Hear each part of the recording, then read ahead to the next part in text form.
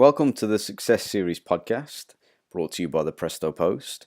This show is all about the lessons, secrets, top tips, and philosophies of some of the world's most successful people.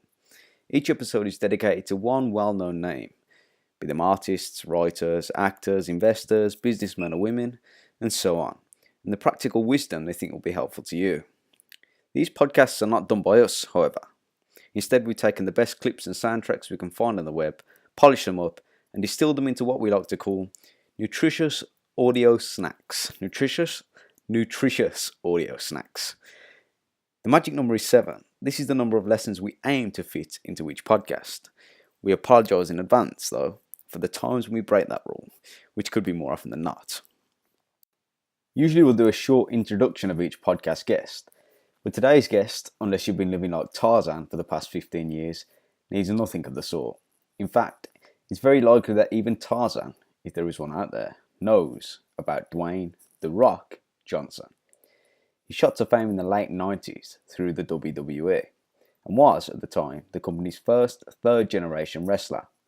His first stint in wrestling lasted 8 years, ending in 2004. It was then that he turned his full-time focus to acting, having gotten a feel for it with his lead role in the film The Scorpion King in 2002. Since then, he's gone on to become arguably the most successful actor of all time. Notable films include Race to Witch Mountain, G.I. Joe Retaliation, every Fast and Furious movie since 2011, Pain and Gain, San Andreas, Moana, in all of which he has played the lead role. He returned to the WWE part-time from 2011 to 2013, and to this day continues to make occasional appearances in the ring. It was during this 2-year stint that he released a now famous promo in which he labelled John Cena a big fat ball of fruity pebbles. You can find the link to that on the blog post of this podcast. Since 2014, he's been in the top 25 of Forbes' most powerful celebrities list. He was named Man of the Century by Muscle and Fitness in 2015. In 2016, he was named the world's highest paid actor and listed by Time magazine as one of the most 100 influential people in the world. He has a few followers on Instagram, 25 million to be precise, where he keeps fans up to date with his current and upcoming projects, releases movie footage, exclusive movie footage, and regularly posts inspirational videos, be them about training, life, or why he gets up at 3 a.m. He's built like a tank, he's bald, he hates Kevin Hart, he's loved by everyone, he's one of a kind. He's Dwayne Johnson. Number 1. If you want to get things done in life, have an insane work ethic. Yes, I get up at crazy hours, whether it's 3 o'clock in the morning, by the way. When we were talking in London, I was getting up at 3 because I had to be on set by 7.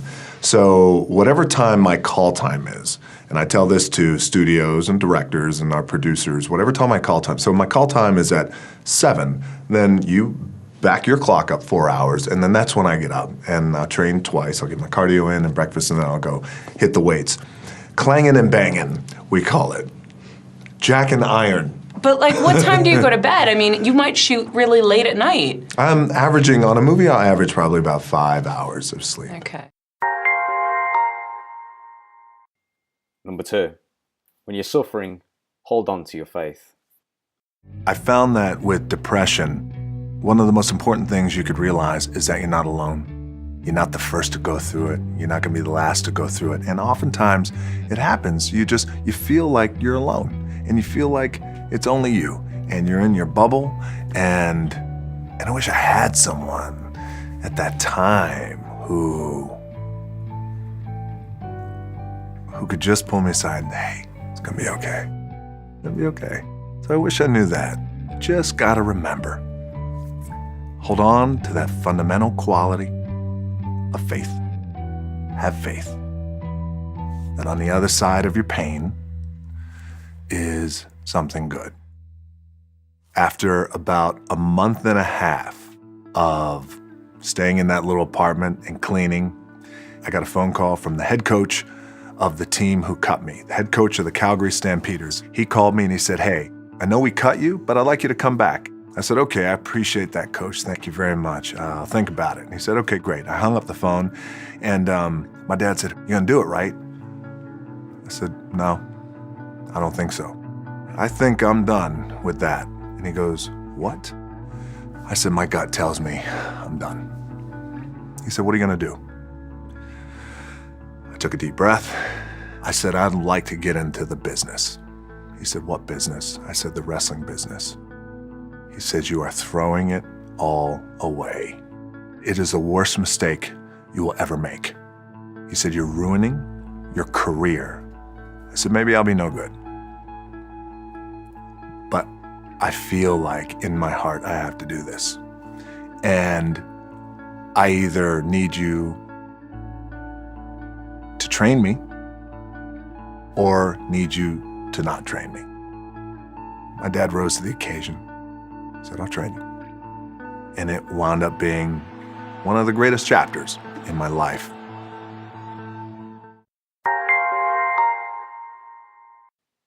Number 3, invest in yourself. This is my 10th year of acting. The goal was always to work in, and I started in the action genre. And I love action, and I love kicking ass. But the goal was to become a better actor, and so for me, in order for me to do that, I had to work in all different genres. Sure. I wanted to explore family movies, comedies, action comedies, family comedies, mixed drama into as well. So that was important to me, was just to get better.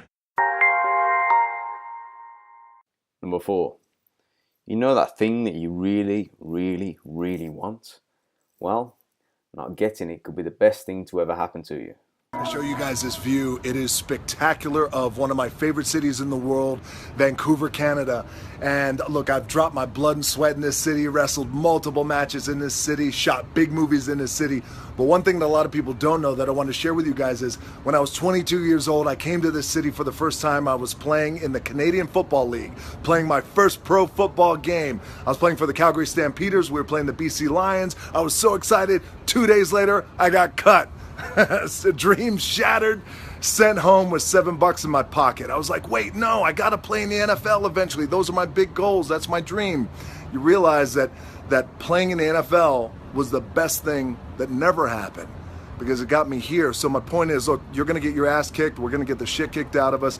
You gotta get up. You gotta have faith that the one thing you wanted to happen oftentimes is the best thing that never happened. So have faith and just keep that in mind and keep plugging away. Number 5, embrace your funk and be you. I remember I had great angst every night before I went out because I was not able to be myself. Sensation of the year. Rocky Maivia, Intercontinental Champion, and yes, My very first WrestleMania, the biggest show of the year, the Super Bowl of wrestling. it's not just all luck, is it? Well, this is Rocky. That night, 20,000 fans started chanting "Rocky sucks." It was a sobering moment, and that was the beginning of the end of my initial run in the WWE. A few weeks later, I tore a tendon in my knee, and I was out for the rest of the summer. And I came to the realization before I went back that it wasn't me, personally, that they didn't like. It was that I wasn't being me. I wasn't being real. I wasn't being authentic. Who is this guy in wrestling who's smiling when he's getting beat? A few weeks later, I got a call from the WWE, and I spoke to Vince McMahon. He said, when you come back, we could continue to shove you down people's throats, or we could turn you heel because they want to boo you anyway. I said, I think it's a great idea. And I said, before we get off the phone, I have one request. I said, when I come back and we go live, I just need 2 minutes live, me talking to the audience live. 2 minutes is all I'm asking. He said, okay, you got it. A couple of weeks later, I came back. We were on live TV.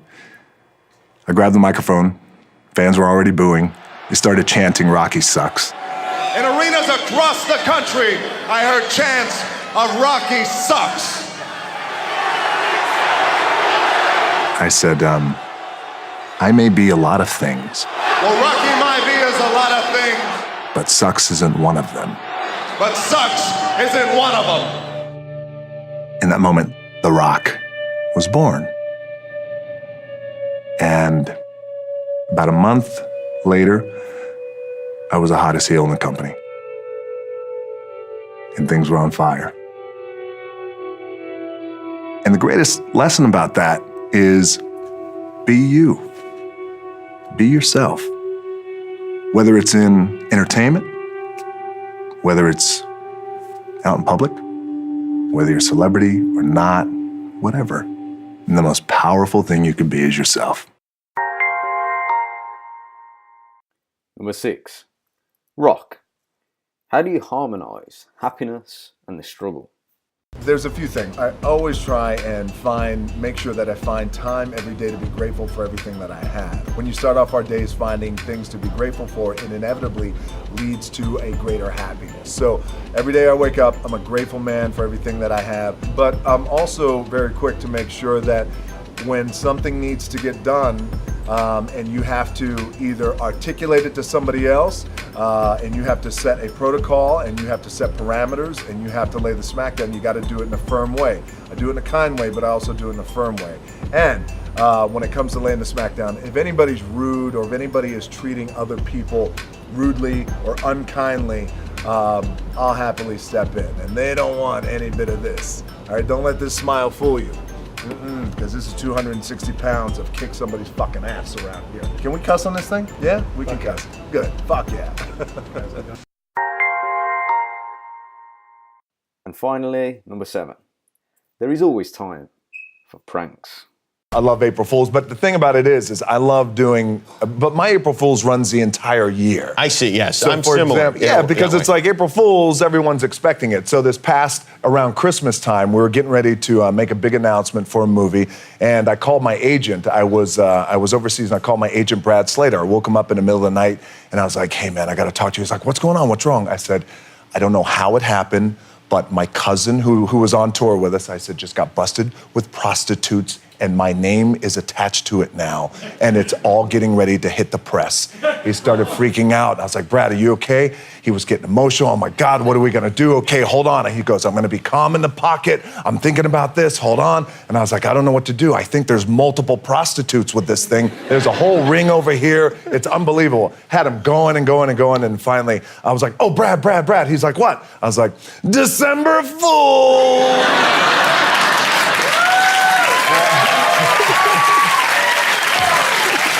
That's ridiculous. And it's ridiculous, and that's the thing. I'm like, December Fool! You gotta say it like that, and there was a long pause. This podcast is sponsored by, that's right, nobody. Oh, you say, how do we make our money then? Well, if you like this podcast and would like to see more of them, there are many ways you can support it. You can leave a review on iTunes, our website, or wherever else the podcast appears. You can share it with friends on social media or on your own blog or podcast. You can purchase any books we recommend via the Amazon links on our website, in which we'll receive a small commission. Or you can support us directly with a donation. You can do that at prestopost.org/support. And as always, thank you for listening.